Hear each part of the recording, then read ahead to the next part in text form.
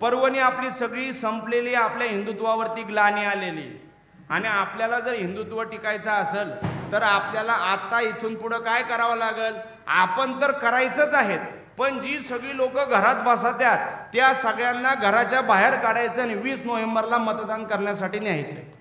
महत्त्वाचा मुद्दा सांगतो बरं का, हिंदुत्ववादी हा आमचा जीवाचा प्राण आहे, हिंदुत्व म्हणजे आमचं रक्त आहे, हिंदुत्व हा आमचा बाण आहे, हिंदुत्व हाच संप्रदाय आहे आणि हिंदू हाच वारकरी आहे।